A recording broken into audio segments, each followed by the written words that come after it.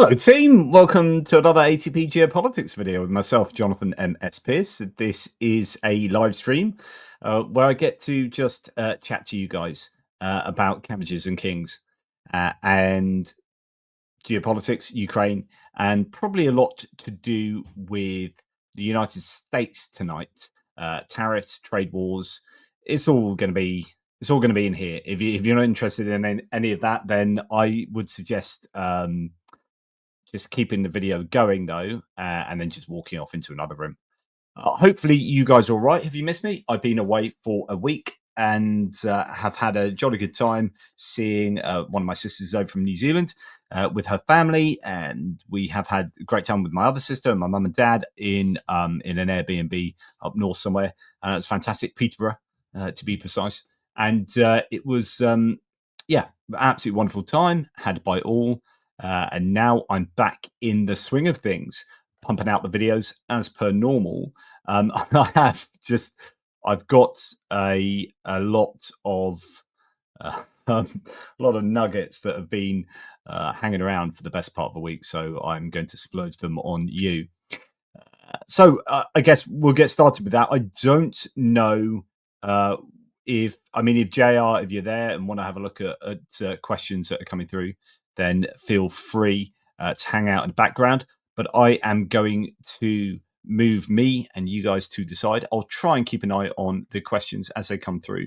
Already, thank you very much to Richard Bennett. That's super kind. Thank you. It's good to be back. Really appreciate your support as ever. And then I'm going to get on with talking about everything that needs to be talked about. And as I said, there is a lot to talk about. So we're going to start with a bit of Antony Blinken here. Where shall I? Up there? Yeah. Antony Blinken, who's a former Secretary of State, saying that did we have frustrations occasionally with our Ukrainian friends, including President Zelensky? Sure.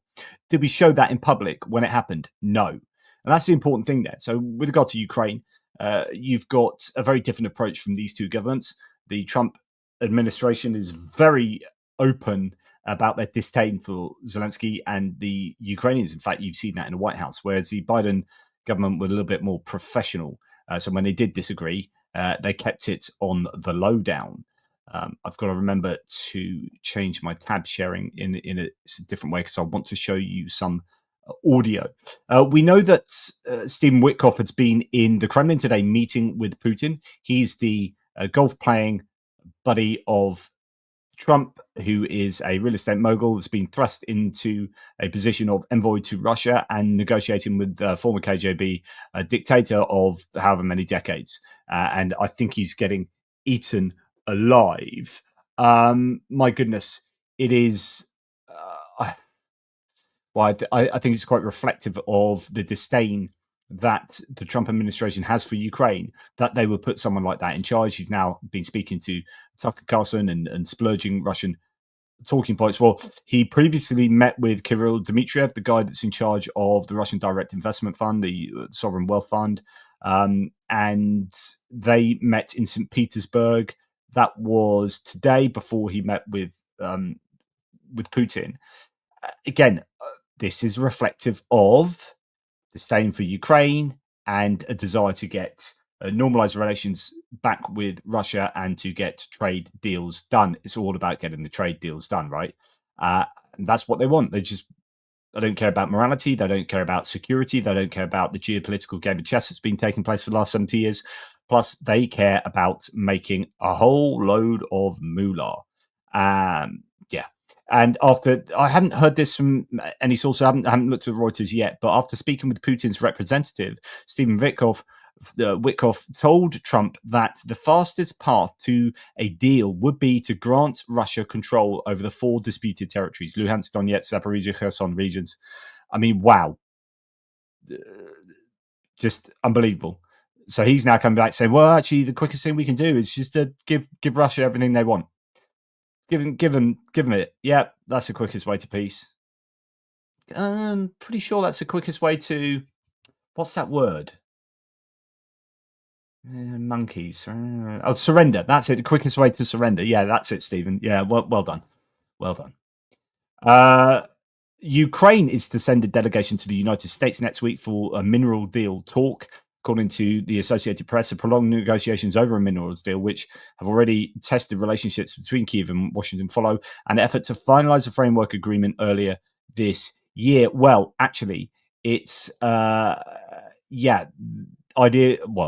elements of this have been leaked and been already talked about. This is pretty shocking in my books. So I wonder if it is better to make that a little bit bigger. I don't know. Ukraine must repay billions to the US and share profits without security guarantees. New York Times publishes new stricter terms of the minerals deal. The key provisions of the new agreement: Ukraine is obligated to compensate the US for billions of dollars in military and financial aid it provided following the Russian invasion 3 years ago.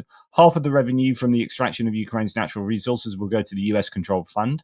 The US will withdraw all funds from the fund until Ukraine repays all aid received during the war, along with 4% annual interest.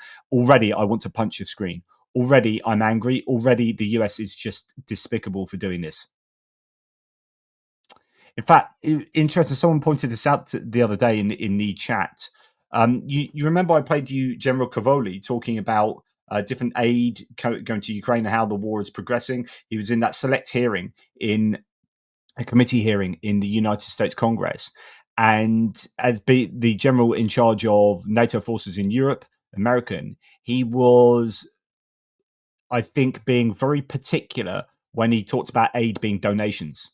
This was a subtle, not so subtle dig at the Trump administration. It's like, we have given these donations. These are donations. So the idea that the US would want it back, I mean, I find the whole trade war thing sickening. I find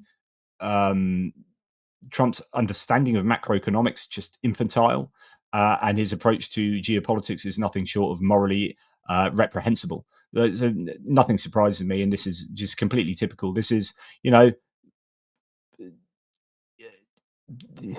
the Ukrainians being mugged, as to bring Doris back into it. This is Brad running across the road to scare quotes help Doris while she's being beaten up by muggers and just stealing her watch and purse. Just unbelievable. Security guarantees for Ukraine are not mentioned in the agreement. This is all bad. The new minerals deal is as bad as the old minerals deal, and it is not good. Yes, there are lots of questions already coming in and comments. Really appreciate them. So the new terms of the minerals deal, let's just go over them again, make sure that we've got them in our heads. So Ukraine must repay the US billions in military and financial aid it received after Russia's major invasion 3 years ago. Ukraine must pay half of its profits from the natural resource development to a fund controlled by the US. The US demands that all the profits from the fund be taken away until Ukraine returns all of its aid and it's received, plus a 4% annual interest, and there is no security guarantee really mentioned. So all a load of rubbish. And then you've got people like David Sachs, an adjacent person to the administration. He's one of the tech billionaires. You've got David Sachs, you've got Peter Thiel, you've got Elon Musk, you've got Mark Andreessen, you've got Mark Zuckerberg and Jeff Bezos as well thrown in as well. But David Sachs here is saying, after China, the number one country ripping us off is Ukraine. We send them hundreds of billions of dollars, get nothing out of it. This was Biden's corrupt project. If Zelensky doesn't sign whatever is put in front of him, we should cut loose of it. And I would like David Sachs to come down and sit down and speak to me. Go on, David. But he doesn't have the time, right? Because he doesn't care about facts, and he doesn't have the balls. It's just, these people are pathetic humans that have no interest in truth and morality. And I wish they'd just go away, but they will continue to splurge their disinformation on the internet as long as there are people there to lap it up and Russians to keep inducing them to do so. Absolute shocker. Right, Ukraine is joining the EU space program.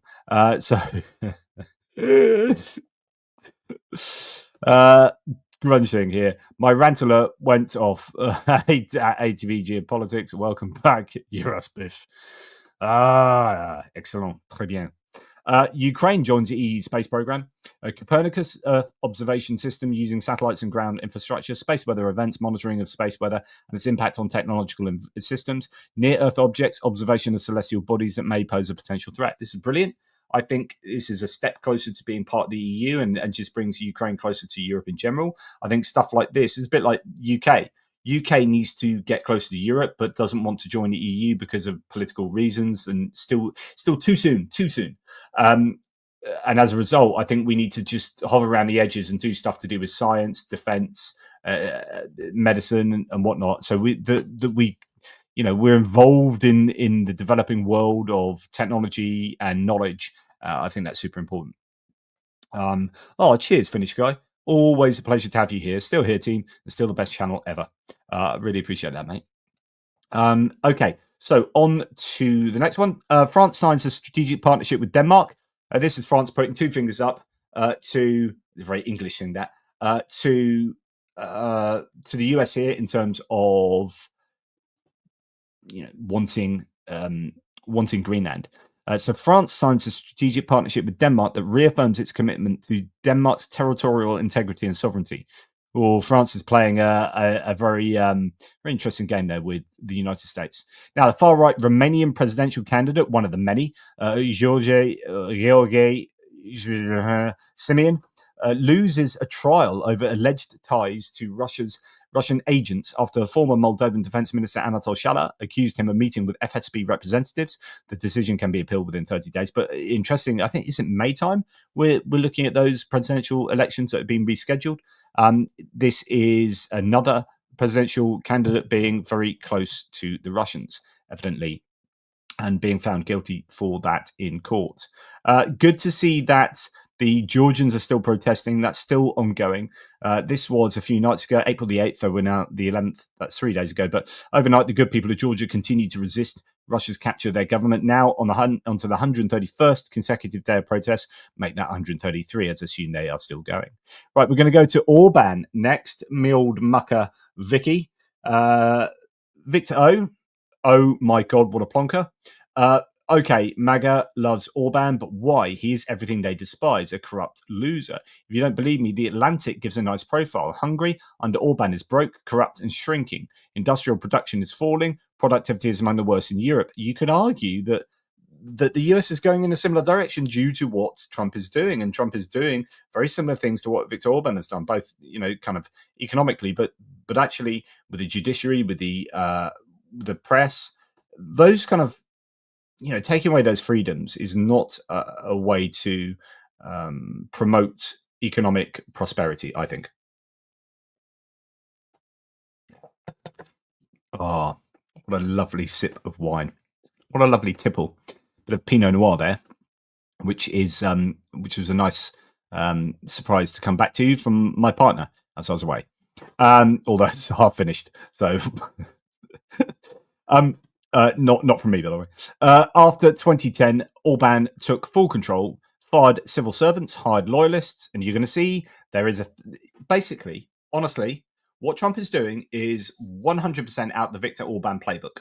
Not only does he love Viktor Orban, literally rolls out a red carpet for him, says he's the strongest ruler in Europe, even though actually Hungary is very weak economically. They just veto an awful lot in the EU, but outside of that, they're very weak. If you're talking about firing civil servants, hiring loyalists, gutting the press, hijacking universities, they did it first. They rewrote the Constitution. He gave himself emergency powers and kept them. And remember, Trump has just given himself emergency powers. And people are thinking, oh, no, they can't be the same. Oh, no, this. Oh, no, that. No.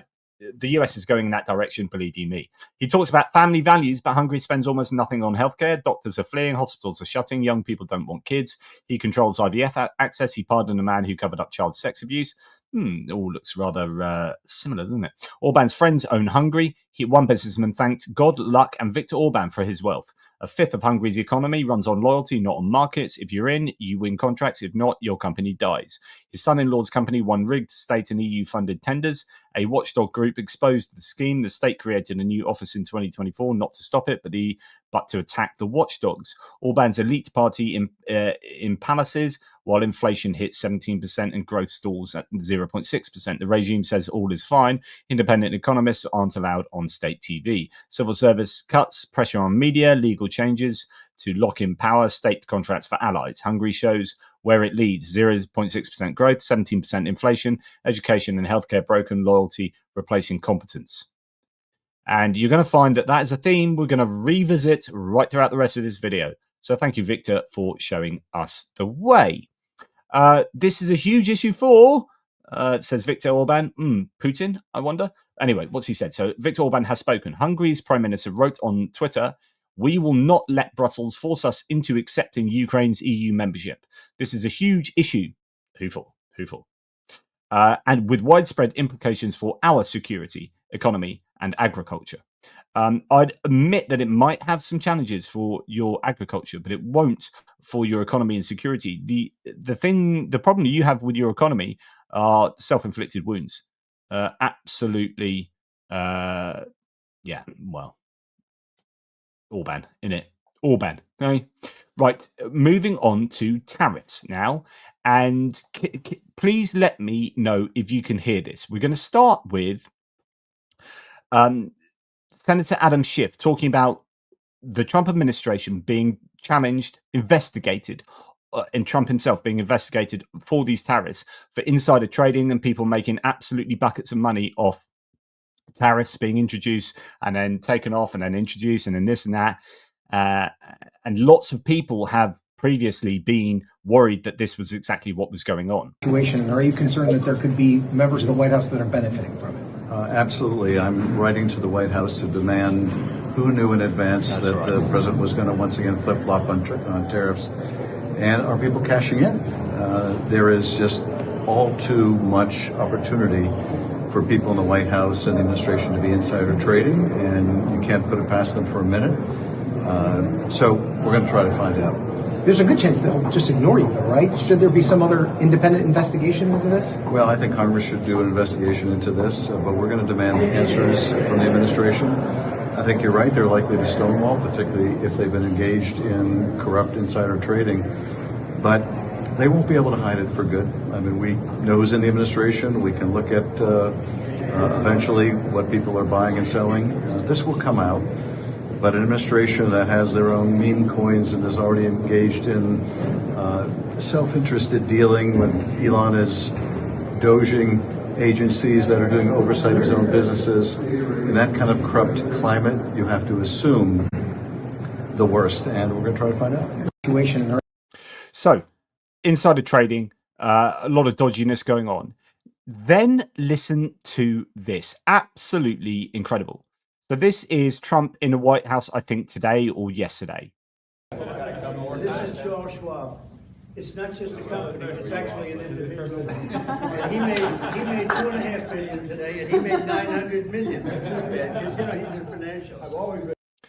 So in the White House, laughing about stuff. This is George Schwab, or whatever his name, I couldn't quite hear. He made $2.5 billion today, and he made $900 million. As the markets are crashing and then going up and going all over the shop, he's just introducing people like, you know, everyone's 401ks are screwed. You know, there's a global crisis because I've just started a trade war. Well, this guy made $2.5 billion. This guy made $900 million. Yay! We're all fine, aren't we? We in the know. We that are making gazillions. Just honestly, please don't ever tell me that this American administration is nothing but corrupt, grifting, otherwise incompetent idiots. I know some of you out there are still clinging on to some hope that he's the right guy, that actually, you know, he's playing like 98D chess. No, he's not. And he's making a lot of money on meme coins and stuff like that. You know, when you've got Fox News opening Larry Kudlow, who used to work for Trump, you know, opening like this, then you know things are bad. Welcome to Kudlow. I'm Larry Kudlow. So markets crash over 700 points today after a bad inflation report, more tariff confusion. Oh, and by the way, Republicans really going to raise taxes? That could have done it. Our own Sandra Smith, Taylor Riggs, and Jerry Wills be right here on set to break it all. So welcome to. So there you go.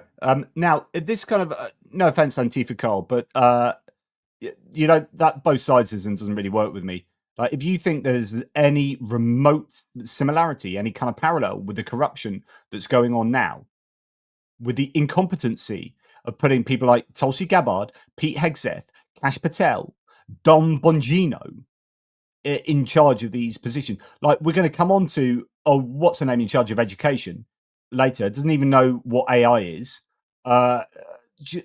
Honestly, the staggering levels of incompetence are just no. So I'm sorry, you're wrong.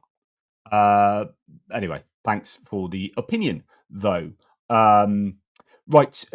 In fact, talking about economic kind of incompetence, I know this is MSNBC. This is Steve Ratner. I like Steve Ratner, though. He's pretty sound. He knows his economics. Where we are in the markets is a much worse place than where we started. For all the ups and the downs and whatever, the market is well below where it was before the president decided to embark on this craziness. The dollar is much weaker. Our treasury yields have gone up significantly, which raises the cost of borrowing for the government and exacerbates the deficit problem that you well know we already had. So nothing good has happened out of all this, and a lot of bad stuff has happened out of all this. I have no idea where the president is going. Nobody does. He probably honestly has no idea where he's going on this. This is the worst economic policy making I've seen in 50 years of hanging around economic policy. My border colleague could do a better job of managing this economy than this administration has done so far. What you're hearing from the Treasury Secretary, from others, is honestly just kind of gobbledygook. It makes no sense. Nobody would have said that this is the road we should go down. You're not going to be able to buy that new iPhone at any reasonable cost very shortly if all this sort of stuff stays in effect. And let me make one last point, Joe. I just came back from 4 days in Europe. I was in London. I was in Germany. I was in Sweden. The loss of confidence in America is extraordinary. They do not view us as not a reliable ally, not even a predictable ally. And they are really scared. They are going to try to get their act together. Europe is a complicated place. But we have done, Trump has done incredible damage to the American brand in all these countries, and total loss of confidence in what was always thought of as great American leadership on the world stage. Yeah, I couldn't agree more than that. Really interesting to see where he puts his priorities, Trump. We have this interaction on Air Force One again during the crises, the economic crises, multiple, just going on, all different crises going on simultaneously. Trump gets to answer questions like this. Any questions? How was the golf tournament? So, are there any questions? And he's got a plant in there, or someone from one of his favorites, or whatever, the selected media outlets who are just going to softball him. How was the golf tournament? Like we care about that. Like we care about your golf tournament, while this kind of crazy shit is happening around the world, is just so insulting. It's disgusting that this kind of planting takes place. Very good, because I won. It's good to win. Listen to her laugh. I know the sound's not very good, but she asked a question. How was your golf tournament? It was very good because I won. Ha ha ha ha ha. I mean, this is dictator level stuff, by the way.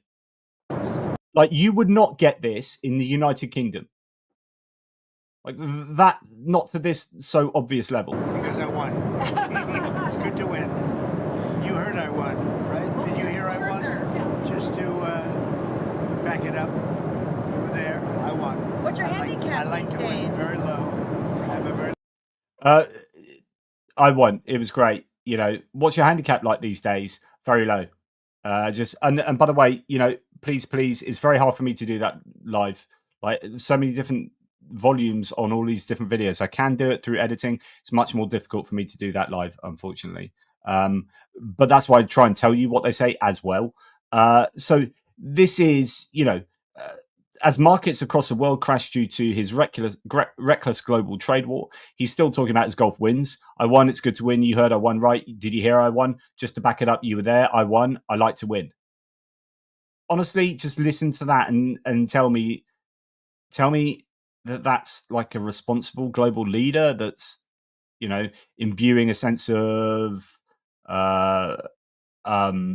respect and confidence in him, in those around him, and the way he speaks. Just I just find it incredible. As they say here, he doesn't give a damn about the country. He doesn't give a damn about everyday Americans. All he cares about is himself, his narcissistic ego, and his imaginary wins. Shame on everyone who continues to enable this corrupt sociopath. And I pretty much agree. In fact, he did he not do 4 days of golf in a row? So-called president is playing golf again this morning for the fourth day in a row as the market braces for a bloodbath on Monday thanks to Trump's reckless global trade war.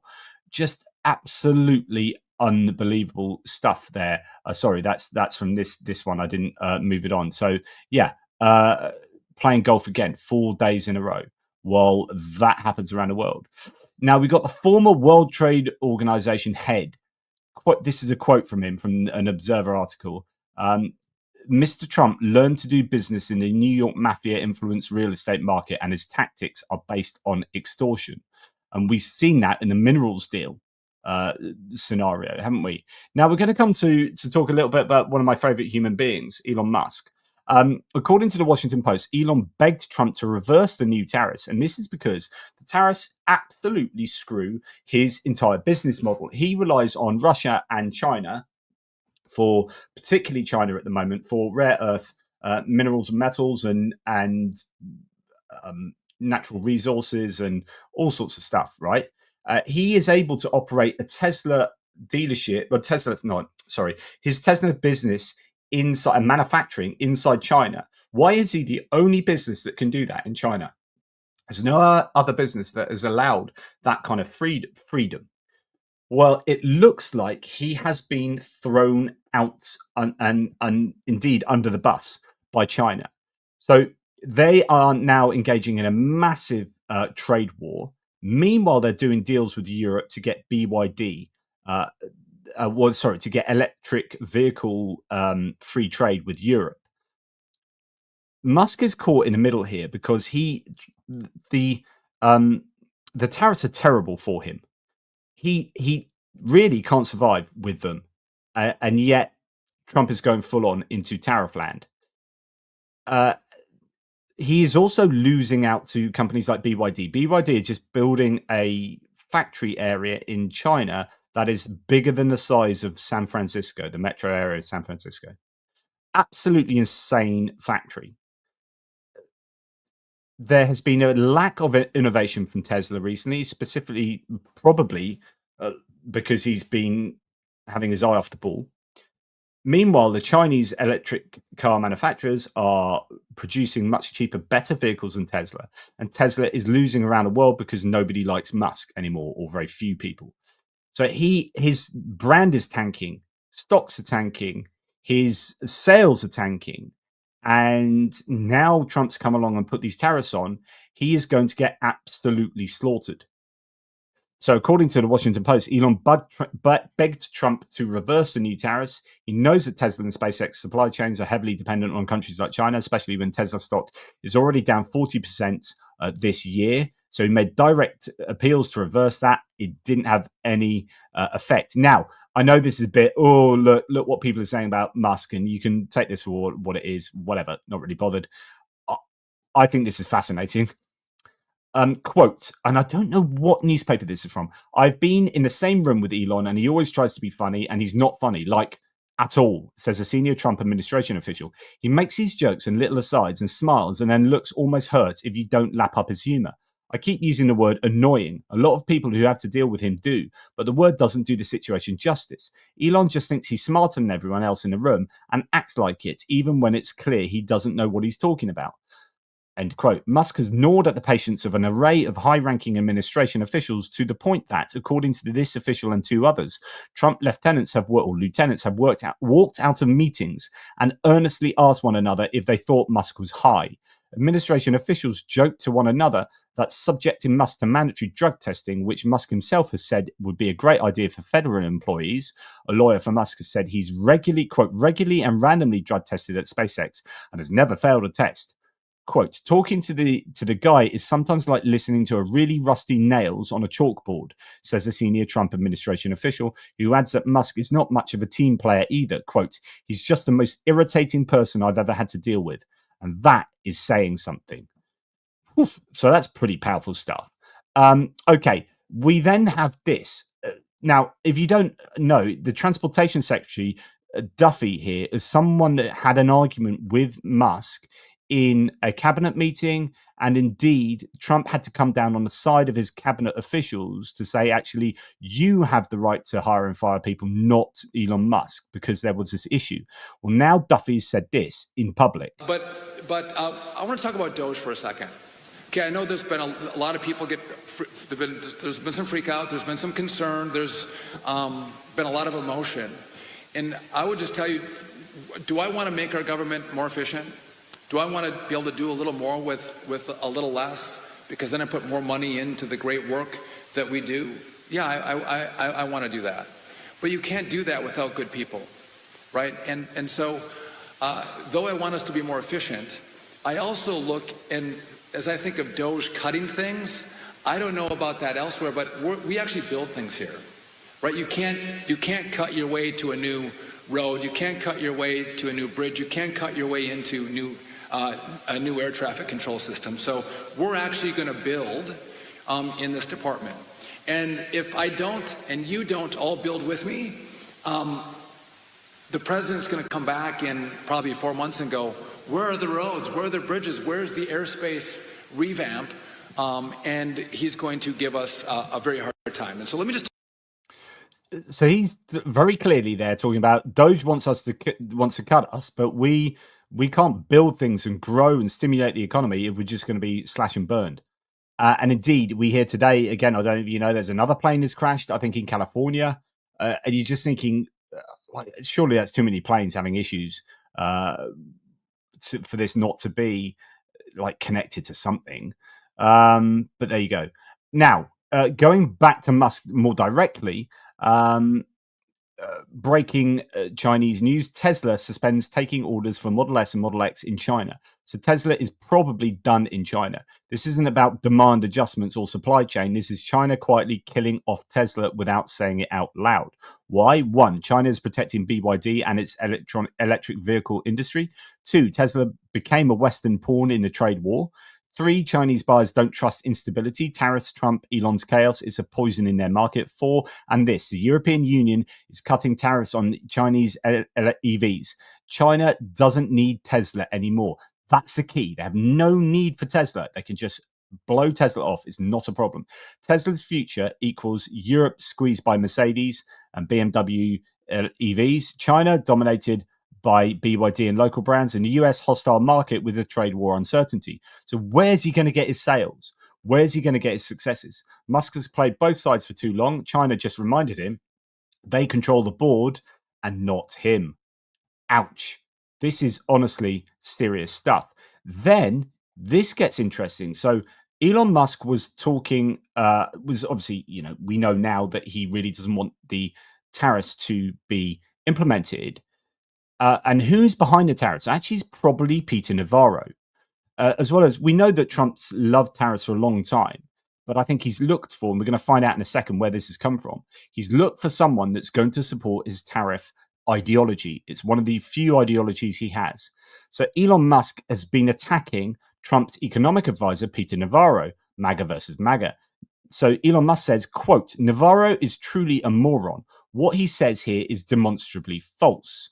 Okay, so what's going on here? Well, remind ourselves who Peter Navarro is. He was an economist who worked in the first Trump administration. He's also gone to prison for 4 months because of, let's see, he publicly clashed with Anthony Fauci and blah, blah, blah. Just right here it was. In 2020, so Navarro sought to overturn the 2020 presidential election and advance conspiracy theories of election fraud. And in February 22, he was subpoenaed twice by Congress. He refused to comply, was referred to the Justice Department, and a grand jury indicted him on 2 counts of contempt of Congress. And he went to jail for 4 months, etc., etc. Okay. So, but he's the guy that's behind the, sorry, I've not shared that. So he's the guy that is behind the tariffs and the tariff approach. He's the guy that is at the heart of Trump's economic policy. Okay, and that economic policy doesn't seem to be going down very well. This is a headline in The Independent. Fund managers quietly fear Trump doesn't have a tariff plan, and he, quote, might be insane. Some fund managers concerned that the White House is not acting rationally, but rather on ideology, and some even fear that this may not even be an ideology. I mean, wow. That's where we're at now, right? Okay, so it's not just me having a go at Trump. Like, people with a lot of skin in the game are very, very, very concerned. Right. Some of you know this already. I know because you said it in the comments, said, have you heard about this? Yes, I have. I just haven't had a chance to talk about it. I'm going to play you a couple of minutes here. I've cut out the beginning. The beginning is Rachel Maddow talking about Jared Kushner being tasked at the beginning of Trump 1.0. He needed an economic advisor, so he sent out Jared Kushner to go and find him an economic advisor, who promptly went apparently on Amazon, started going through a bunch of books on Amazon to do with economics, and found this one on China by Peter Navarro. And he's like, hey, this sounds great. The title of this book is awesome. And that's how Peter Navarro got involved. Summary of his views and then asked him to do some research. Kushner simply went on Amazon, where he was struck by the title of one book, Death by China, co-authored by a man named Peter Navarro. Jared then cold called Navarro, a well-known trade deficit hawk who agreed to join the team as an economic advisor. Navarro was a well-known trade deficit hawk. So in other words, when you're doing free trade with other countries, or trade that does involve tariffs as well, or just doing trade, right? And then you are buying more than you're exporting to a particular country as a trade deficit. Of course, that's only in goods and not in services. So there's a whole point about this trade war is that Trump is only looking at goods and not in services, because while the EU has the US, has a trade deficit with the EU in terms of goods, it does not have a trade deficit. It has a trade surplus in terms of services, but they're cherry picking, only looking at goods rather than services. Is a major advocate for an aggressive pro-tariff policy. Where did Peter Navarro get his idea that tariffs would be a good policy for America? What was his backup for that conviction? Well, he did have backup from a real expert, who he cited in at least a half dozen of his books, including the one that Jared found on Amazon that fateful day. In all of his books, Peter Navarro has cited an economics expert to justify his views. And the economics expert he cites is somebody named Ron Vera, V-A-R-A, Ron Vera. When Trump won the presidency and entered the White House, this Ron Vera started circulating a memo around Washington in support of Trump using tariffs in trade policy. According to the New York Times, the memo had been, quote, sent from an email address purportedly belonging to Ron Vera. At one point, Ron Vera wrote in the memo that Trump could, quote, ride the tariffs to victory. Problem is, Ron Vera doesn't exist. He never has. The economics expert that Peter Navarro has long cited to explain why he's so gung-ho on tariffs, this person, Ron Vera, is a made-up person. He is a fictional person. Peter Navarro invented Ron Vera as his expert source so he could quote this expert source over and over and over again in his crackpot books. Who is Ron Vera? Ron Vera is an anagram of Navarro, which is his last name. I mean, my name anagrams to Macho Waddler, but I don't see myself trying to talk you into... And so on and so forth. I won't play that out to the end, but it's very interesting. You say what you like about, Rachel Maddow. I know one of you in there going, ugh, Rachel Maddow. Who cares? The point is that we have a trade deficit hawk who is big on tariffs, and his justification in his books for why tariffs are good is a chap called Ron Vera, who is himself making up stuff. I mean, this is just utter insanity. That this is a guy that Trump is using. It just goes to show what I think naivety is at the heart of the economic policy. And then when you end up having it appears a tariff regime that's been created by ChatGPT, as we talked about before, I've shown you the evidence for this previously, that it was done by AI. And one of the arguments there is it's taken all the kind of countries in the world, but not just countries, the places with domain names like .io, .hm, right? .hm refers to the Heard and McDonald Islands, that don't have any human beings on them. So any human that would be going through, where should we put tariffs on? When you're looking at trade deficits or looking at places, you wouldn't have the Heard and McDonald Islands because you're not doing any trade with them because only penguins live there. But if you're just relying on a computer to just do your economic policy, then it's going to throw up all these places. So you've got places that are protectorates of other nations, or island sanctuaries from other nations, or whatever. For the UK, we've got Gibraltar, the Falkland Islands. You've got the British Indian Overseas Territory, with Diego Garcia, which is a US Army base or US base that then gets a tariff thrown on it. What, you're going to put tariffs on the American military? So all of this is completely insane. And then you get Howard Lutnick, that was then confronted with this kind of reasoning. Because when we saw the president stand in the Rose Garden holding up that chart that you helped make, that wasn't actually tariffs. That was actually confusing to investors because it was some kind of other formula, and the countries themselves seemed kind of random. Like, why are the Heard and McDonald Islands, which don't export to the United States and are quite literally inhabited by penguins, why do they face a 10% tariffs? Did you use AI to generate this? No.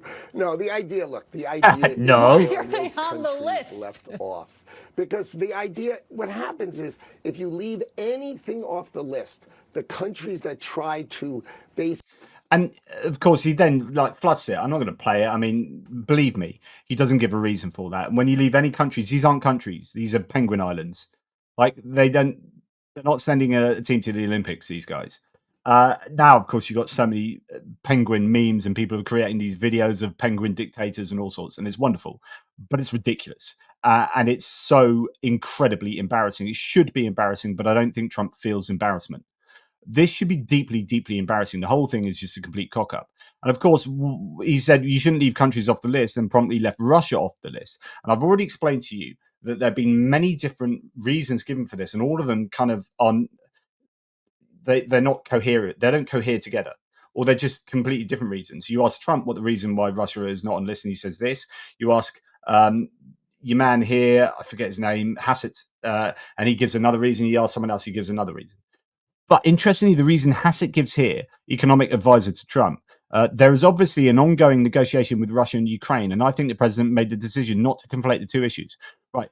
This, I didn't pick up on this before, because I showed his reason. I put it against other reasons, said this is not cool. Oh, sorry, I've not shown it. So you've got this chap here just being asked why Russia is not on the list. And because they are in these difficult negotiations with Ukraine and blah, blah, blah, blah. But hang on. Ukraine's on the list. They've got 10% tariffs. So there's obviously an ongoing negotiation with Russia and Ukraine, he says. And I think the president made the decision not to conflate the two issues. What about the exact same issue there with Ukraine then? Ukraine are on the list of tariffs. Absolutely unacceptable. This is not acceptable. And this is giving Russia a complete free pass. Absolutely not cool whatsoever. But there you go. I'm glad people do trust me enough to give me their news. Thanks, Wayne. And it's not just Ukraine. I know most of this won't be on Ukraine, but I'm just purging myself of all the stuff that's happened over the last week. So then we have Mark Carney here, being pretty, typically strong at the moment.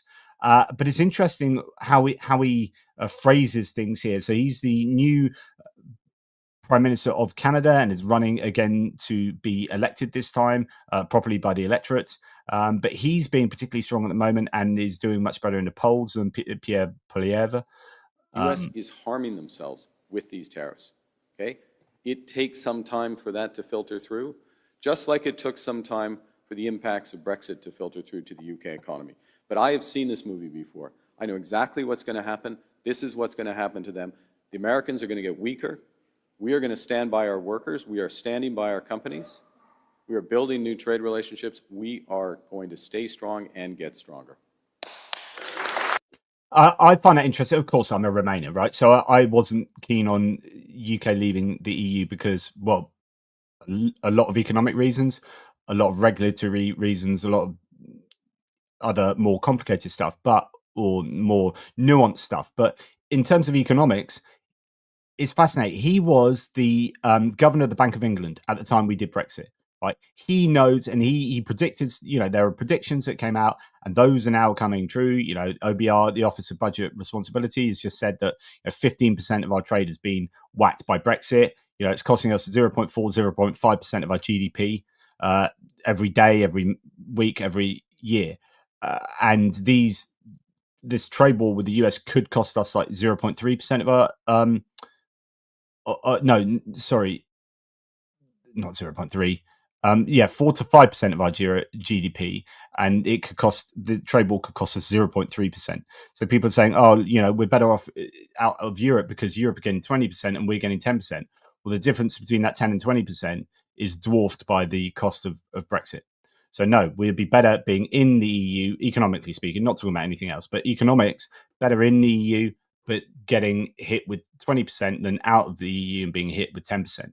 And Mark Carney's just said that. He said, look, these things take time to hurt you in the way that Brexit, it's taken a few years for people to realize how much pain there is, economically speaking, in terms of the UK's economic outlook. Now, moving on, we've got Vietnam. So, of course, many of these are now back to 10%. He's paused it, but we'll come to that in a second. I love this. Agent Orange devastates Vietnam again. Just very well phrased. What kind of brain problem makes you think that, on the whole, Vietnam has effed over the United States? So Vietnam's zero tariff offer has been rejected by the Trump administration. This offer means nothing to us. So I just want to give you a sense of how bad the United States is at doing economics here and geopolitics. So just as far as I understand it, the United States government for some time has been trying to wean itself off demanding more products from China by getting Vietnam to make things and then being very friendly with Vietnam and having much more influence over Vietnam than they do for China. So they've actually been purposefully moving production and manufacturing from China to Vietnam and then saying, good, we definitely, geopolitically speaking, we definitely want to buy from you. Now Trump's got in, doesn't understand any of this and goes, why are we buying so much stuff from you? We're going to hit you with the highest tariffs pretty much in the world. And they slap these massive tariffs on Vietnam because they buy loads of stuff. Yeah, because A, it's cheaper for you. Like, sure, if your Nikes want to be like $200 a pop, then fair enough. But if you want them to be a damn sight cheaper, then, So there were geopolitical reasons for trying to boost the Vietnamese economy and have them in your sphere of influence. This is a very important thing in that region. To then go to Vietnam and screw them over, and then Vietnam come back to you and say, don't screw us over. Okay, let's have a free trade deal because that's what you want. You wanted zero tariffs. And then the US says, that's not good enough. No, it means nothing to us. All of the rationale for these trade deals just goes out the window. It's like, hang on, you're doing this because the tariffs were unfair. So now they're saying, well, let's make them completely fair. And you say that's not good enough. So what are you trying to do? Just punish less powerful countries? You're just trying to make people hate you. If you're trying to make people hate you, well done. You've sent Vietnam back to China. Well done. Well done, Trump. It's just pure insanity. I just honestly think that these guys are dense. White House trade advisor Peter Navarro said Monday that an offer by Vietnam to eliminate tariffs on US imports would not be enough for the administration to lift its new levies announced last week. Let's take Vietnam. When they come to us and say we'll go to zero tariffs, that means nothing to us because it's the non-tariff cheating that matters, Navarro said on CNBC's Squawk Box. I mean, what? And then you got Europe coming back. There will be no talks with Europe unless they pay us a lot of money on an annual basis. That's a quote from Trump. It's like Ukraine. We just want you to pay us back for all this imaginary amount that I've got in my head for what you owe us. After the introduction of tariffs, Europe wants to sit down at the negotiating table. The US cannot lose $1.9 trillion on trade and then spend a lot of money on NATO to protect Europe. I have spoken to the leaders of many countries. They all want a deal, and there will be no trade deficit. Technology companies do not accuse me of introducing tariffs. That's what Trump's approach to Europe was. But of course, we know that Trump hates Europe. This is his approach to Europe, and it is manifestly wrong. Mr. President, you said it may take... has said that they have offered zero for zero tariffs on cars and industrial goods. Is that not enough? Well, the EU, no, it's not. The EU has been very tough over the years. I always say it was formed to really do damage to the United States in trade. That's the reason it was formed. It was formed with all of the countries from Europe, I guess most of them, not all of them, but most of them. And they formed together to create a little bit of a monopoly situation, to create a unified force against the United States for trade. So they have NATO, which is largely the same countries, and they took... Anyway, the idea is that he is claiming routinely that the EU was created to screw the US over. This is manifestly false. Trump falsely claims the EU was formed to take advantage of the US on trade, says the New York Times. European Union was created in 1993 to expand cooperation between member states, establish European citizenship, and introduce a single monetary policy with the euro.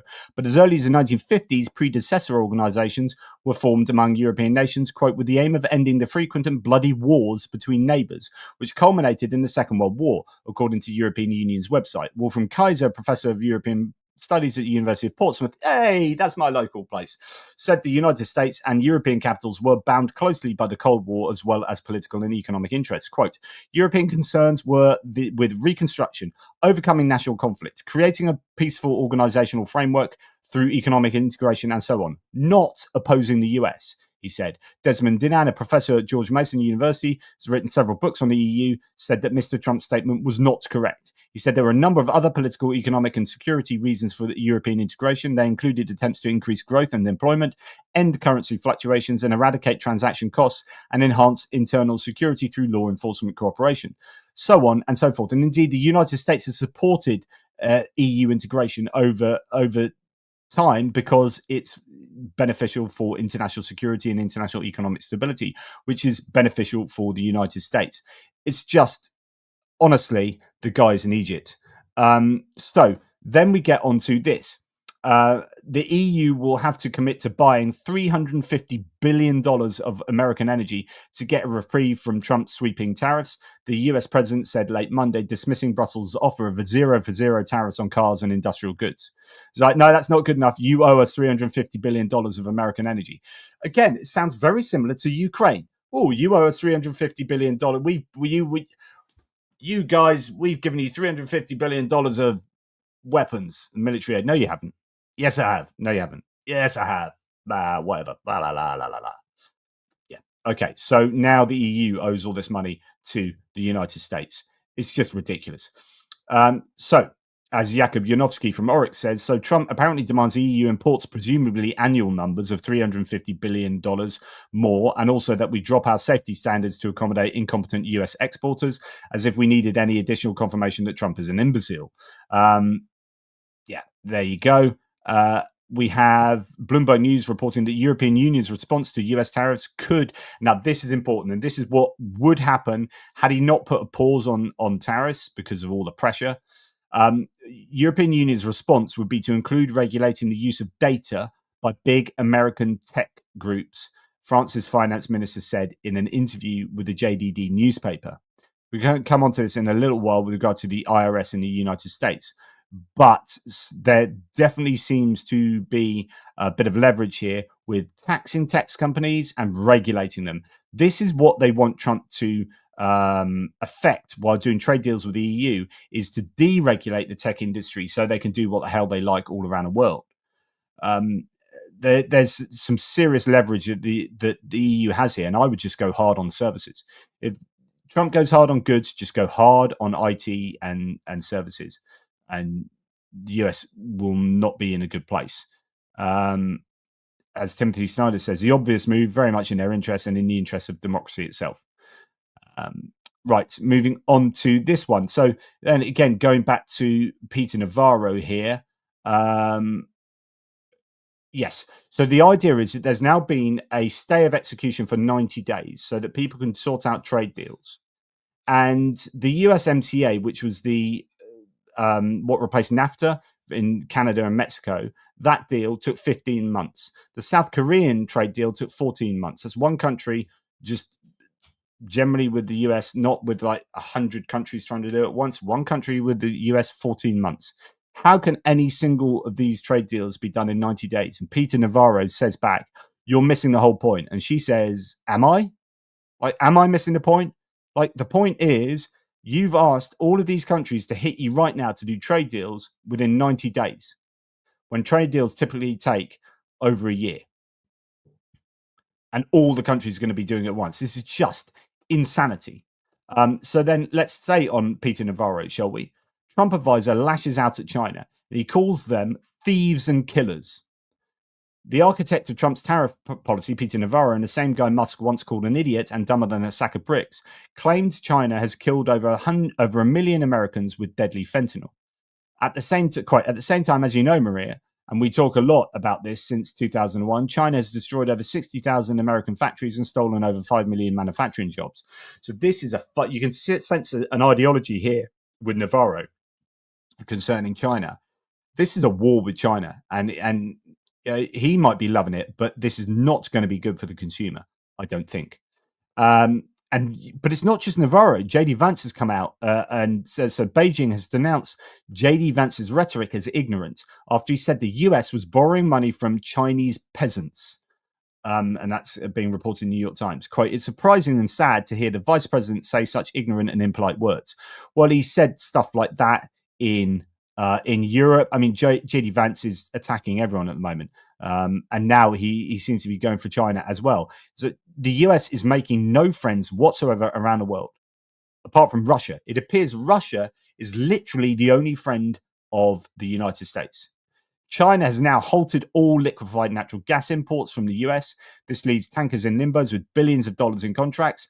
China will now go with Australia for their natural gas needs instead. Australia is inking new deals throughout Asia and may soon turn to Europe and cut American gas out of the picture entirely.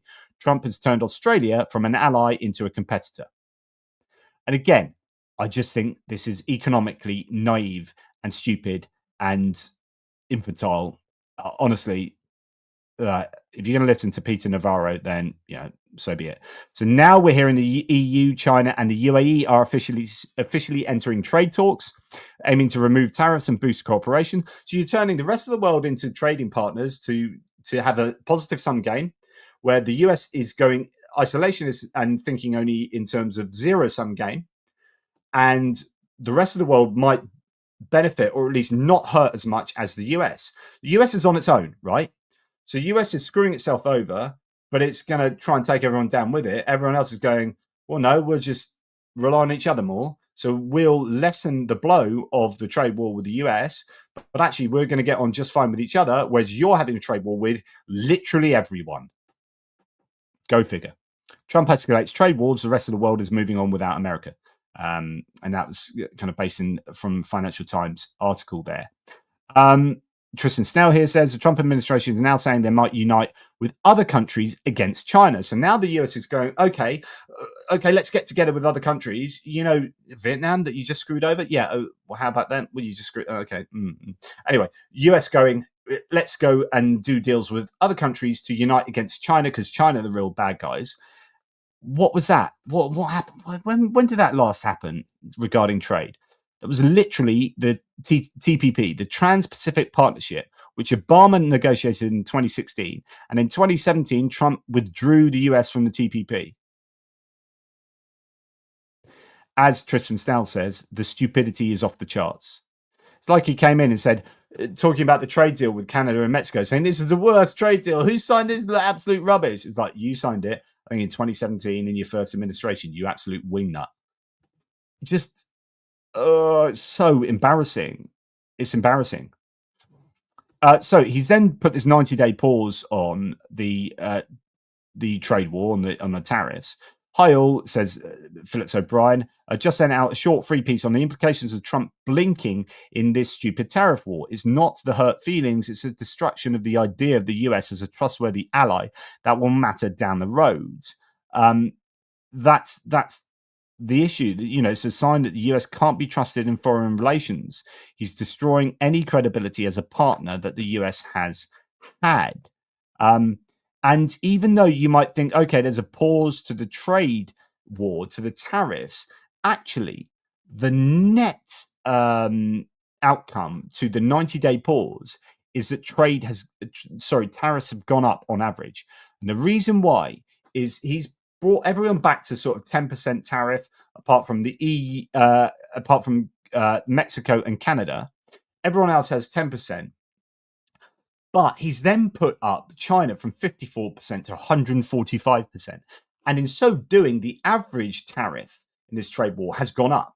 Because you do that much trade with China and you're whacking the tariffs up to insurmountable amounts.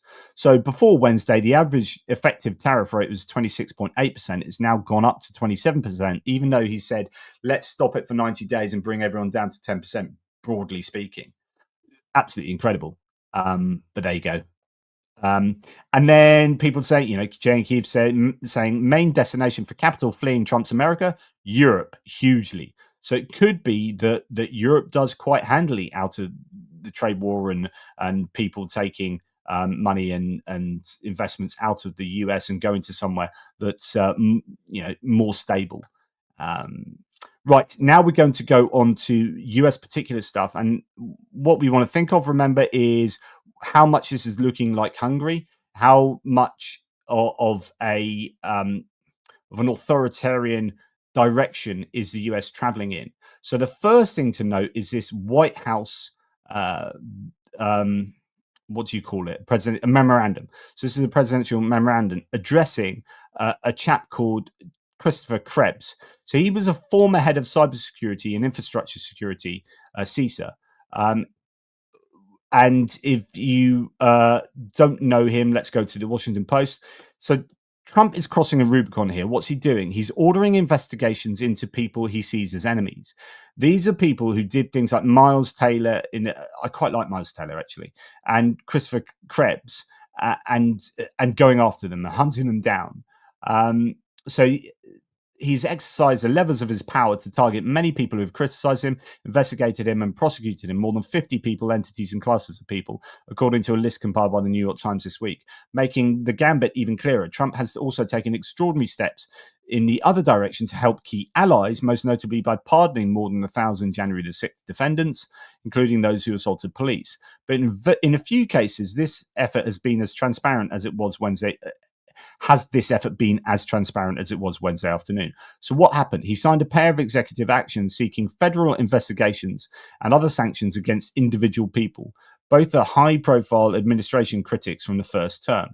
And one of them is Christopher Krebs, the former head of Cybersecurity and Infrastructure Security Agency, who exemplified that principal resistance. So he played a major role in undercutting Trump's false claims about the 2020 election fraud and was fired as a result. So if you remember, he came out and said, as far as I remember it, he came out and said that actually this was a really safe and secure election, the 2021, and that, you know, that wasn't what Trump wanted to hear.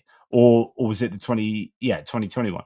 So Trump has consistently signaled that he expects government officials of all stripes to be loyal to him and his agenda. His executive actions on Wednesday would seem to send a message to all that running afoul of Trump has consequences. And that's a very big moment. He's now expressly ordering investigations of his foes, even criminal ones. That's something Trump's Attorney General, Pam Bondi, downplayed as a possibility at her January confirmation hearing. When asked what role the White House would play in investigation and prosecution decisions, Bondi responded, it's the Department of Justice's decision. But about as stunning as the broad concept of these presidential memos is their substance. In a Krebs executive action, Trump lists among Krebs' supposed offenses that he, quote, falsely and baselessly denied that the 2020 election was rigged and stolen. Which it wasn't false and it wasn't baseless. So there's no evidence. So now he is basically going after people for not being loyal to him, and so on and so forth. It is a really scary time. To which Shashank Joshi of The Economist says, more behavior worthy of a dictatorship, selectively using the law to punish officials for doing their job during elections, chilling and authoritarian. Trump is not just vindictively punishing a former official here, he's also punishing the firm he works for. Suspend any active security clearances held by individuals at entities associated with Krebs, including Sentinel-1. So the company he works for is now being done for being associated with Krebs. Message: we can make our political enemies unemployable. The vindictive persecution of Krebs has implications for allies. UK and other European partners depend very heavily on CSAT and US agencies for intelligence on Russian cyber threats. Trump admin is now sending the message internally that Russia-related threat intel isn't welcome and is evidence of disloyalty. It is absolutely insane. And I think that picture really says it all. And this is super dangerous time. So, ask yourself, are we moving closer to what Hungary wants? And in fact, further than that, is that what's happening with the United States? I really, really think so. What else? The chief of the US Naval Information Operations Command, Christopher Johnson, has been dismissed from his post for loss of trust. Again, this is loyalty. If you're not loyal, you're sacked. The US military officer making the obvious statement of fact here. So then you get J.D. Vance sounding off about Denmark, falsely saying they're a bad ally. They're not a good ally. And then you've got a US base on Greenland that was visited by J.D. Vance, where he then slags off Denmark. Now, here we have a US military officer making an obvious statement of fact that Denmark is a good ally, and that is now seen as a fireable offence. Wrongthink won't be tolerated. So last month, Vance said that Denmark had not done a good job for Greenlanders and had not spent enough on security while visiting the Danish territory. The alleged email released by a military news site told staff Vance's comments were, quote, not reflective of the base. So someone at the base, or the administration at the base, has sent an email out saying, actually, what J.D. Vance is saying is not reflective of what we believe here at the base, of what we're doing and the role we're playing in cooperation with Denmark. Pentagon spokesman cited the article saying undermining the US leadership was not tolerated. Following Vance's trip on the 31st of March, Colonel Myers is reported to have written, I do not presume to understand current politics, but what I do know is the concerns of the US administration discussed by Vice President Vance on Friday are not reflective of Petofic Space Base. In other words, we're at this situation whereby, and I've talked about, I've recorded my military aid video, but I haven't released it yet because I'm doing this. But we're at this situation whereby I've discussed this with regard to Ukraine and whether what people think in, say, the Department of Defense, people that are like getting aid from bases in the US to Poland and Poland to Ukraine, and these generals and admirals and, whatever, all these officers and everyone down to the bottom of the chain, almost all of them know who the good guys and bad guys are. Ukraine are the good guys, Russia the bad guys. We've been around this for long enough to know. We've been doing this for decades. Some of them maybe 40 years, 30 years, like doing this. And then the administration comes along and then changes sides and says, Ukraine are bad guys, Russia are the good guys. Let's do deals with Russia. I like Putin. By the way, Denmark are the bad guys. Canada are the bad guys. Mexico are the bad guys. And the military is sitting there going, what the actual frickety do? You what? What's going on here? And there will be an awful lot of people that are just like, this is bonkers. We've literally been asked to change sides. And we know that that is absolute nonsense. So there's going to be a tension between the rhetoric coming from the political top and people like Pete Hegseth, who I think put him in another administration, he would have been far more aligned with traditional military thinking. But he's now having to kind of toe the party line to a large degree. These people are saying stuff that's just not in accordance, and J.D. Vance, with what everyone knows further down the chain of command. It's just as I keep saying, crazy times.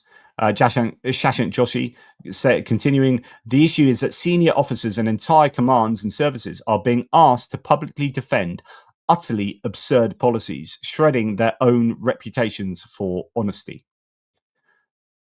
And indeed, an analysis in The Guardian here saying, under Trump and Musk, billionaires wield unprecedented influence over US national security. So you've got, JD Vance saying all sorts of crazy things, and then national security, I think, being challenged in terms of cybersecurity being pared back, FBI, CIA being pared back, blah, blah, blah, and largely done on the behest of Elon Musk and Doge. And then you've got David Sachs sounding off about Ukraine. You've got Peter Thiel sounding off, and you've got all these people. And these billionaires are wielding unprecedented influence over the US national security. And it is deeply, deeply worrying. The emergence of Musk, Bezos, and a handful of other pro-Trump billionaires as key players in US intelligence marks a radical change in US spy operations, which have traditionally been controlled by career government officials working closely with a few long-standing defense and intelligence contractors, giant corporations such as Lockheed Martin, RTX, and Northrop Grumman, that are adept at lobbying both Democrats and Republicans in Washington. But with Musk, Bezos, and other pro-Trump Silicon Valley figures gaining an edge through their personal ties to Trump, civil servants in the intelligence community may be reluctant to deny them ever larger contracts, especially since Trump has already fired several inspectors general who investigated Musk's businesses in other areas of the government, so on and so forth. So it's just becoming a big grift where national intelligence and strategic planning is not at the top of people's agendas. Like, this is just, having more individual and personal and corporate power. Deeply, deeply worrying times. I won't go any more into that article, but, again, just add it to your worries, guys. Now we've got, Trump talking about Gaza. We're not, Jesus. I need a drink, guys. Okay. Trump is saying, we're not having to buy. We're going to have Gaza. We're going to take it. We are going to hold it. Report to us. And Mr. President, taken under what authority? It is a sovereign country. Trump says under the US authority. Again, is he looking like more and more like a dictator, saying that we have the authority to just take Gaza? The US can just take Gaza. We're going to have it. We're not going to have to buy it. We're not going to have to buy it. Just to translate his English. Wow. Anyway, moving on. Let's go to Doge. In just 2 months, Doge has lost the government an estimated $500 billion. I propose that Musk pay it back personally, says Timothy Snyder. This is in response to these claims that actually Doge is not only not able to, is kind of losing money, but actually the government expenditure is going up. This continues to be the biggest story in the country. Doge has already squandered $500 billion in 6 weeks. Not a billion, $500 billion, 500 billion. So this is from Talking Points memo, and that was out some time ago. It's the IRS, and I reported this previously, remember, which is getting rid of all the IRS, then stops them being able to bringing all that tax income. I've talked about how, on average, it's sort of $7 for every dollar you spend at the IRS, you gain 7. So why the hell you want to cut the IRS, I don't know. Well, I do know, because it means your friends who are going to get taxed more, the richest in the society, are going to get taxed less. And that's why you cut the IRS. But of course, it means you're going to lose funding for the government. Now, the US government spending has not only not gone down under Doge's swinging cuts, but has actually increased by $154 billion since Trump's inauguration. That's a Wall Street Journal, a Murdoch paper reporting this. Despite Doge's work to reduce it, government spending has gone up by $154 billion. And then just, in case you're not worried enough, talking about the IRS, and this is something that Kara Swisher and Scott Galloway were talking about a couple of weeks ago, which is, what is Musk really wanting by being in the middle of everything? And they were arguing that where his focus is at the moment is artificial intelligence. And he's up against these other big AI players, right, who have an advantage over him and his Grok system, right? One thing that he has had the advantage in is with regard to access to the American government. That's the last piece of the jigsaw, you can argue. If he gets the data from IRS, from all of these government agencies, Social Security, then he has got immense AI power, right? And that's what people are arguing is really going on with Musk and Doge, and why he keeps going in and getting access to computer systems and so on and so forth. Now Wired, who they are the kind of tech media outlet, says Doge is planning a hackathon at the IRS and it wants easier access to taxpayer data. Just going to go through a little bit of this because, again, you need to understand kind of what's going on behind the scenes.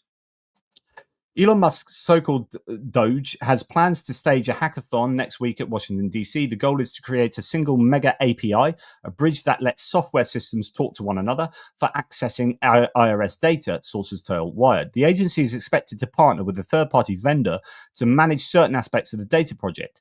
Palantir, a software, and that should raise alarm bells, I would say, a software company founded by billionaire and Musk associate Peter Thiel, another one of these South African billionaire oligarchs, has been brought up consistently by Doge representatives as a possible candidate, sources tell Wired. Okay, let's go on a little bit further then. A mega API could potentially allow someone with access to export all IRS data to the systems of their choosing, including private entities. If that person also had access to other interoperable data sets at separate government agencies, they could compare them with IRS data for their own purposes. Quote, schematizing this data and understanding it would take years, an IRS source tells Wired. Just even thinking through the data would take a long time because these people have no experience not only in government, but in the IRS or with taxes or anything else.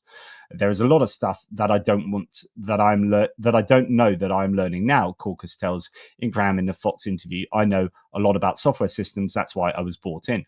Okay, these systems have all gone through a tedious approval process to ensure the security of taxpayer data. Whatever may replace them would likely still need to be properly vetted, sources tell Wired. It's basically an open door controlled by Musk for all Americans' most sensitive information, with none of the rules that normally secure that data, an IRS worker alleges to Wired. And then just later on here, last Friday, Doge suddenly placed around 50 IRS technologists, so the people working on IRS, websites and intranets and their data sets and whatnot, on administrative leave. On Thursday, even more technologists were cut, including the Director of Cybersecurity Architecture and Implementation, Deputy Chief Information Security Officer and Acting Director of Security Risk Management. IRS's Chief Technology Officer, Kashit Pandya, is one of the few technology officials left at the agency, sources say. Quote, it's hard to imagine more sensitive data than the financial information the IRS holds, Evan Greer, director of Fight for the Future, a digital civil rights organization, tells Wired. You see all the technologists who are working there, the people that protect the systems of the IRS, getting fired. And then Doge comes in, and then I can imagine Palantir will be next. And then there you go. The oligarchs have all the data that they're going to possibly need. Absolutely incredible. And indeed, there you go. Timothy Snyder says, plan to give all of your private data, tax data to the oligarchs. Really worrying stuff. Then we're going to go onto the border and collecting Venezuelans off, flying them to El Salvador, putting them in prison, and then realizing that a bunch of them were completely innocent because you had no due process and there were no checks and balances. And then you had people saying, we shouldn't have due process for victorious parts.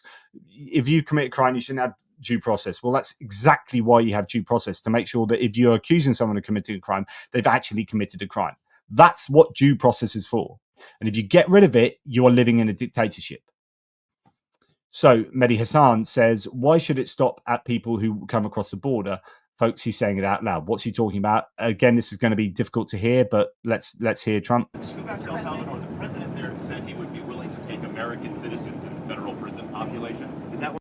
So the question said, the president of El Salvador said you're going to be willing to take American citizens to take them, put them in a prison in El Salvador. One of the ideas are going to be discussed. Well, I love that. If we could take some of our 20-time wise guys that push people into subways and that hit people over the back of the head and that purposely run people over in cars, if he would take them, I'd be honored to give them. I don't know.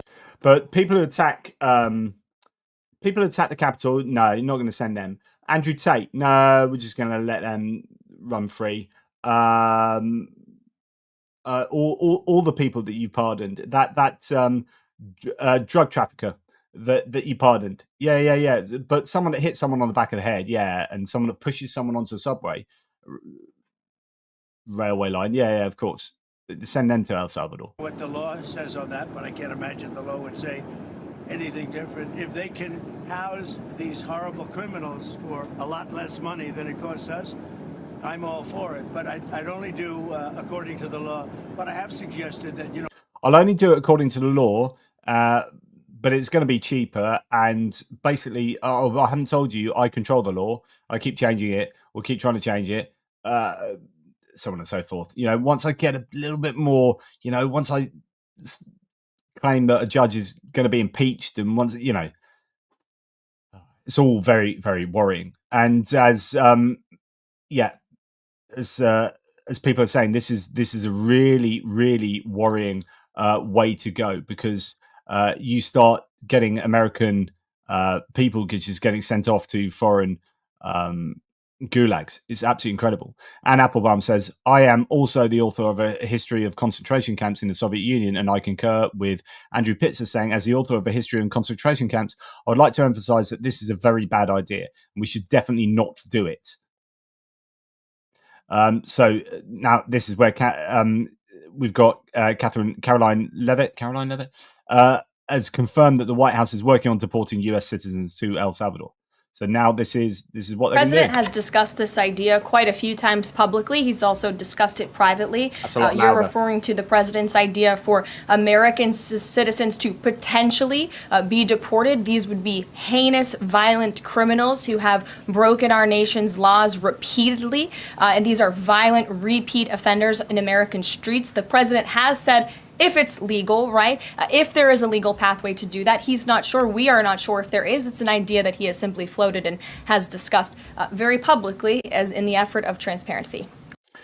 And yeah, you know, on the one hand, you can look at this and say, well, you know, if you can get cheaper prisons and blah, blah, blah, and that. On the other hand, I think it's a slippery slope. I think this is dangerous, and I think, you know,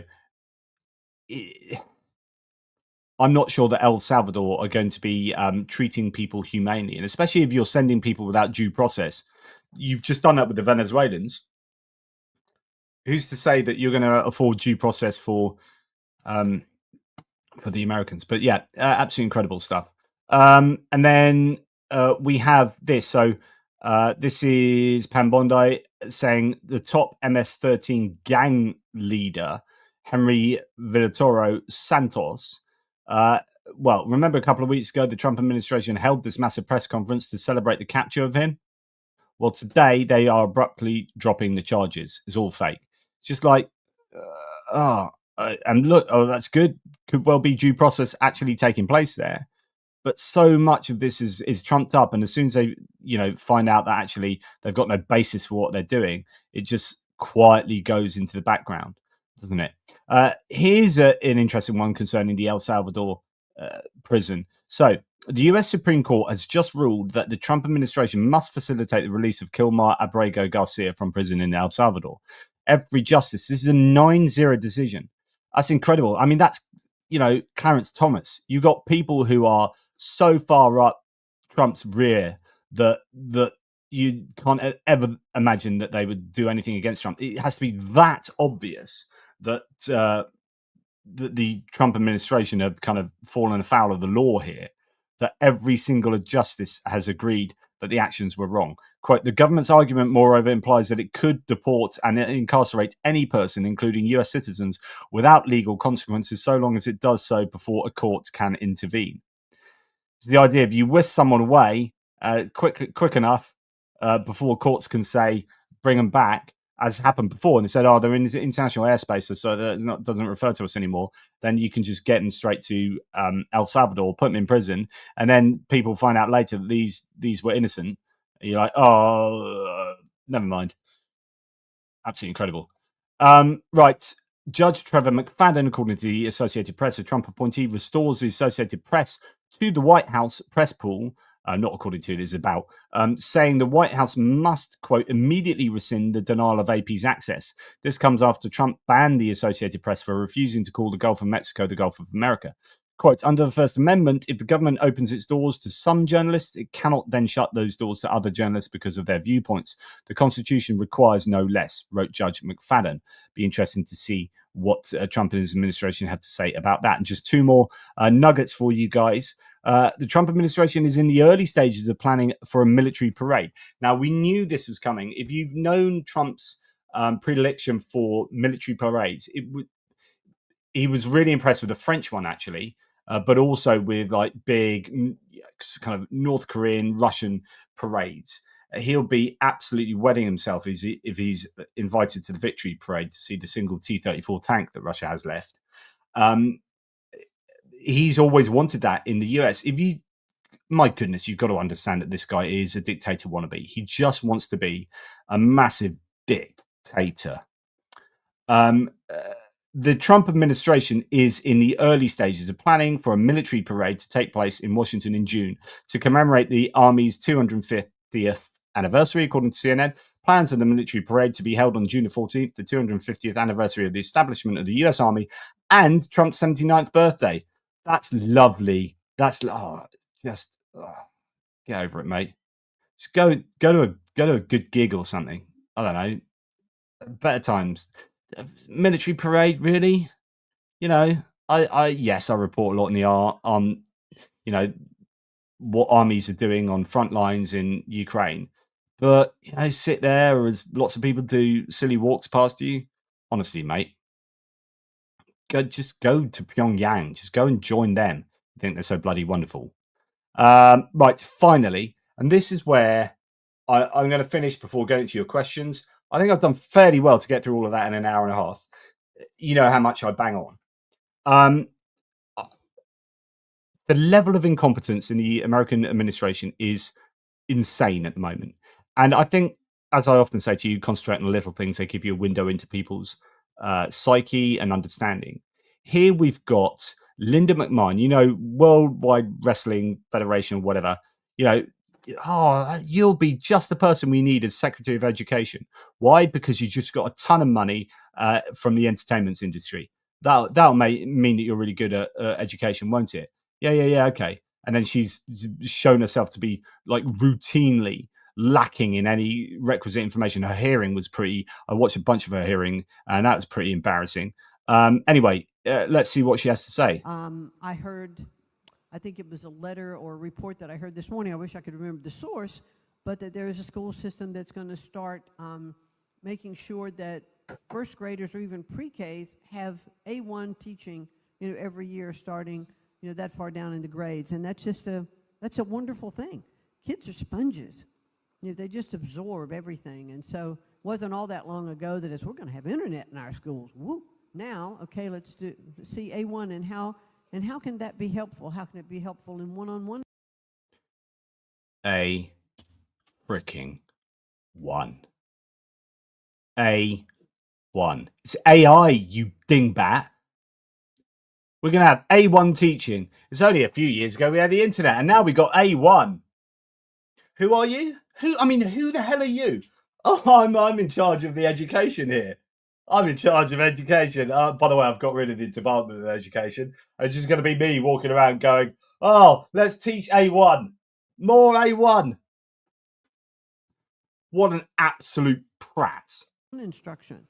How can it be helpful in absorbing, more information for those fast learners? It can be more one-on-one directed. And those are the kinds of things and innovations that I want to see continue to develop. How can you sit there and nod your head?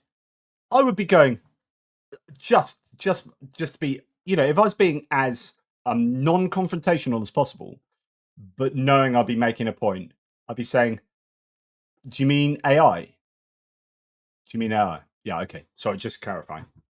Just so everyone knew that she was just unfit for purpose. And this gets back, this you can talk about.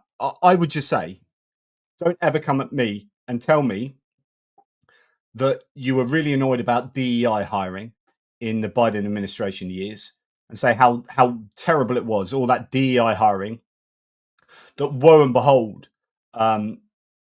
people of color might be given the opportunity to achieve their potential on an equal footing. Don't come and moan about that to me, but not also understand that there's an utter lack of meritocracy going on here.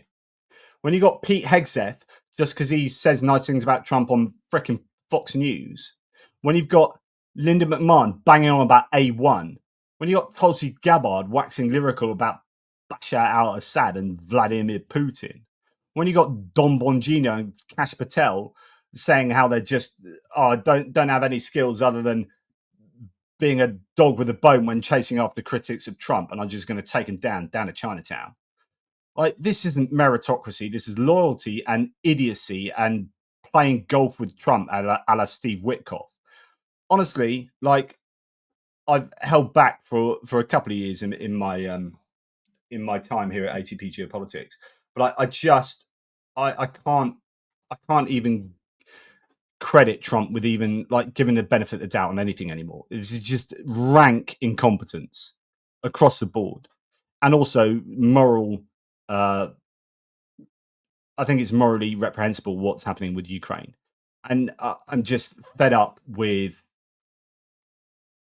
his entire administration, and I am just going to tell it like it is now.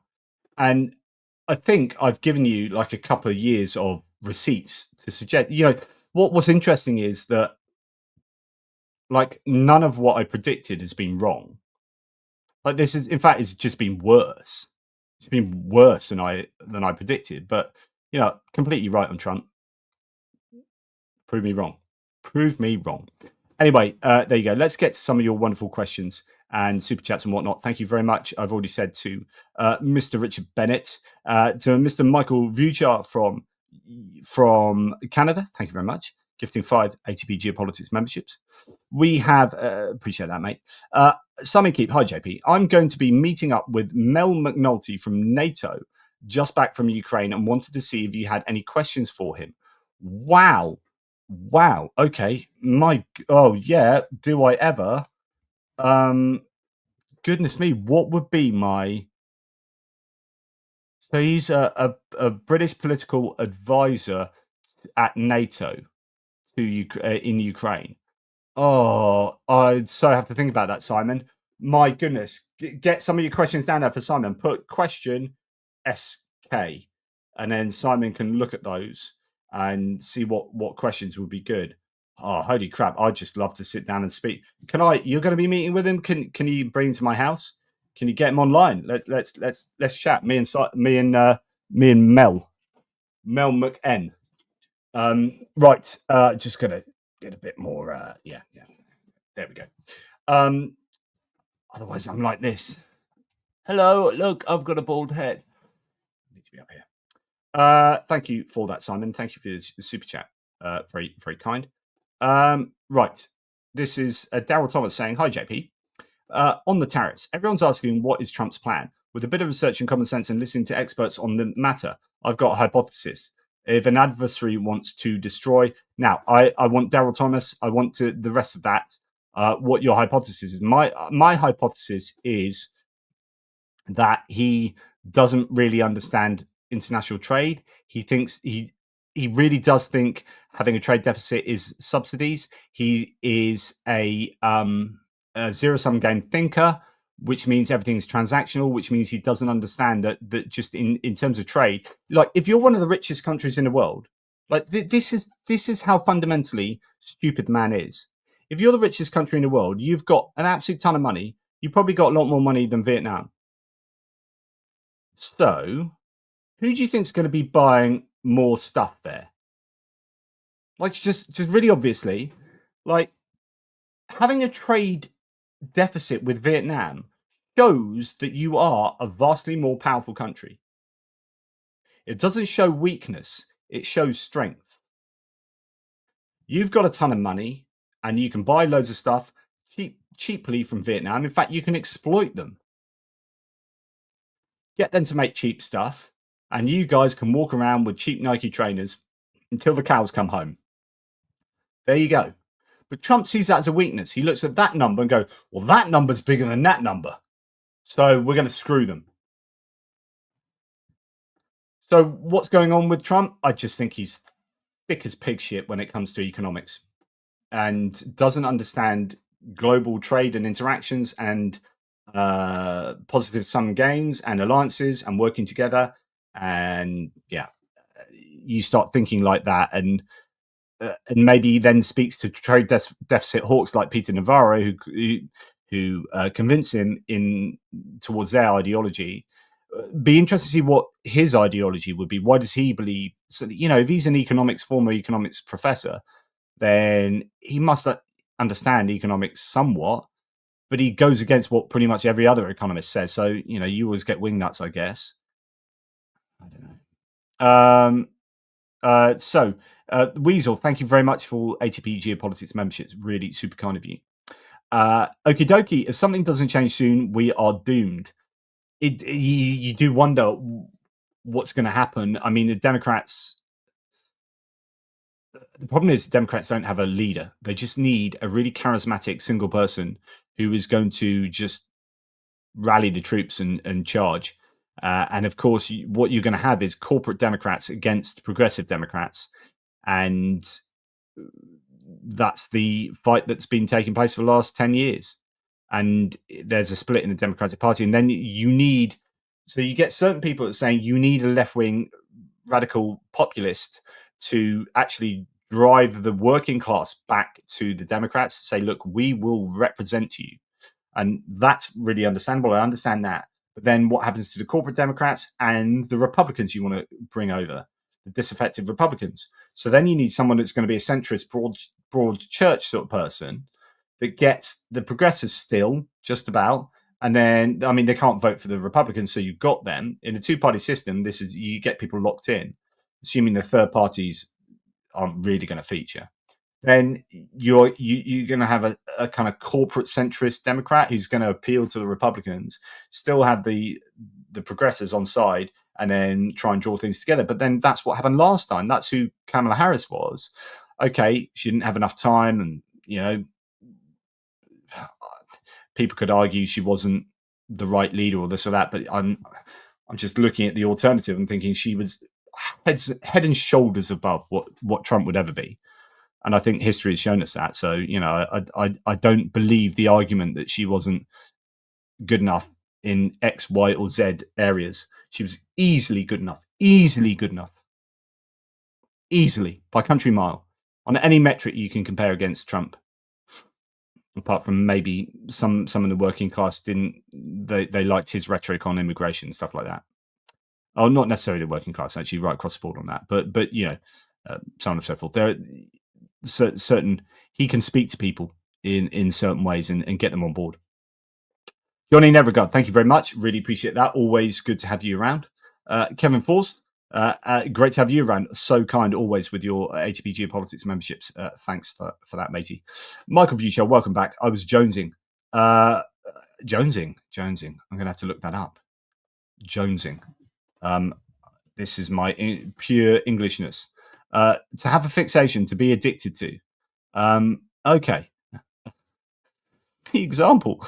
Palmer was jonesing for some Coke again. I'm sure that's Coca-Cola.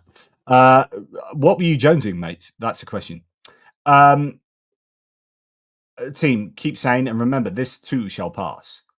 Is that Lord of the Rings? You shall not, but no, this too shall pass. That's different. Johnny Christensen, super sticker. Thank you, Johnny. Really appreciate that. Thanks, my good man. Radio Tuck Frumpet. Bit of a mouthful. Because we all need a laugh, just close your eyes and imagine the Trump administration is Boss Hogg and Sheriff Cletus from Dukes of Hazzard. When I look back at my childhood, I had a little Matchbox car of the General Lee. And now obviously I understand the connotations and everything. It's such a beautiful looking car. For a British person who was just used to seeing Austin Allegros and stuff faff around. Right, okay. King Solomon's Ring, was it? Okay.